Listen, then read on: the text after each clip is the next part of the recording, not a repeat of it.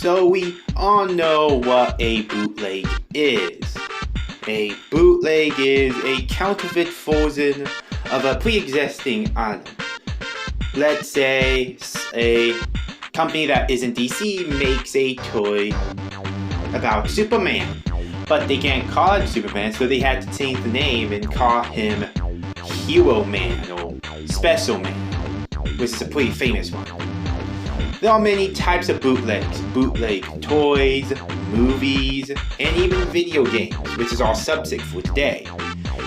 Video game bootlegs have been around for a long time, but the most popular of which came from the Nintendo Entertainment System. And there were even rip-offs of the Nintendo Entertainment System console itself, which are called in the community family clones. And there are many different types of family clones. And today's subject of discussion in our Creepypasta Tales is the Pegasus. But what if I told you there was a dark secret about this console that you may or may not have heard of? Well, join me as we take a look into the story of the Pegasus.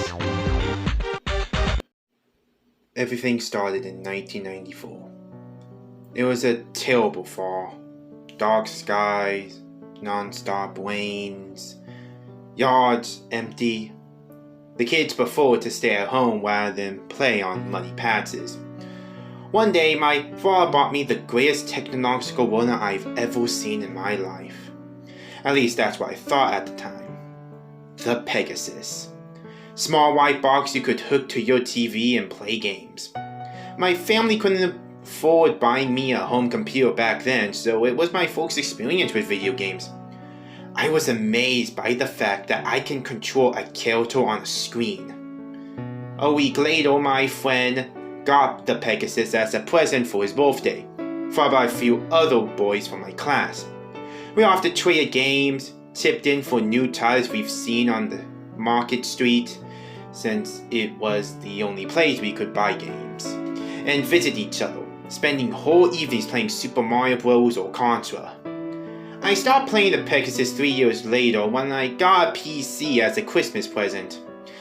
I was shocked again, despite by the quality of the graphics, and I quickly forgot about my previous system. A few years later, when I finally managed to beg my father to install an internet connection, I've learned the truth about my most precious childhood toy. The Pegasus was just a cheap Taiwanese knockoff of the Famicom, a console better known in the West as the Nintendo Entertainment System, sold alongside bootleg games manufactured in some foreign Soviet republic. Yep, every boy countrywide got nuts about a decade-old device running pirated games, but we had no idea about it back then. The hours of playing games on my TV are one of my best childhood memories.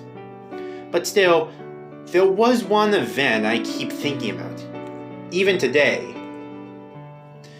It was a few months after my dad brought me the console. I was bored with the games I had and wanted something new. I managed to save a bit from my pocket money, so I decided to visit a street market on my way back home from school. Since there was no way to test the game before purchasing it, I used to choose the game based on the sticker on the cartridge. My favorite seller had a simple pricing scheme. Popular games with catchy sticker labels were the most expensive. More average-looking games were a bit cheaper, while cards with some weird sticker or even without it were the least expensive. I quickly counted my funds and realized that I could only afford the cheapest alternative. So, I chose a yellow card for dark brown cipher, which had a blue circle, a plus sign, and the words TTTTET4 on it. I couldn't figure out what it could mean, but since the sticker often didn't match the game, I thought it couldn't be that bad. I went back home and immediately tried to insert my new game into the Pegasus, but it didn't fit. I quickly realized that the cartridge cell was larger than usual. There was no screw on the back, so it was impossible to disassemble it into two halves, as it could be done with my other games. It was a problem. since I couldn't put it into my console. I took the width and smashed the console cell with a hammer, but not too hardly so I wouldn't damage the circuit board. It was a success. I carefully inserted a circuit into a slot. Another disappointment arrived with me today. After turning the Pegasus on and turning my TV to the proper channel, I only saw the black screen. No reactions whatsoever. I removed the circuit board, wiped it with a piece of cloth, blew on it, cleaned the inside port of the console, but it still came out with the same results. Eventually, I accidentally pressed reset, and to my surprise, some tune began to play and I saw a title screen.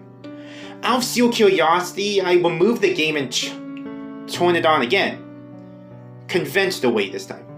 It displayed a black screen and it didn't work out until I pressed reset. I thought it was just some kind of weird glitch, but I was so excited about playing my brand new bought game that I ignored it and started to play. The gameplay wasn't anything special. As far as I can remember, the player controlled some sort of guy with a spear killing snakes in trees. The problem was that always after about 5 minutes, the sound would stop.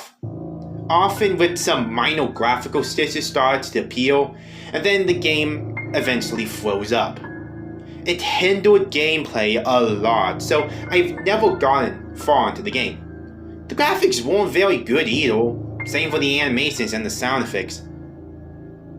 I couldn't give you any context, plot, or even title because the whole text was displayed in some ancient language, most likely Chinese considering where the thing came from. The game ended up being played from time to time, when I was really bored. Usually I stopped playing very quickly due to technical problems, but one day I discovered something new. There was one spot in the game where the player had to jump from one branch to another. The character was able to jump quite far, so it shouldn't be a problem for a skilled gamer. Once my finger pressed on the button, I accidentally jumped way too early, so I was heading towards the pit between the branches. I should have fallen down, but instead the character stopped on the empty space between trees, as it was a solid ground. A second later, all graphics glitched up and the music completely stopped. I kept pressing the jump button hoping it would fix the game. As a result, the black screen appeared and disappeared. A moment later, I heard a loud beep sound, and a column of text appeared on the screen. I didn't know what language it was written in, and I had no idea what I had found. I pressed the jump button again, another beep sound played, and the text bar was replaced with another text bar. I pressed again, greeted with another text bar. After about the third time, a black and white map with some names and a few sparks marked with red showed up on the screen. I kept pressing the jump button and new maps kept appearing on the screen. Up to this point, I was almost sure I discovered some secret hidden by the developers. But then another map was displayed.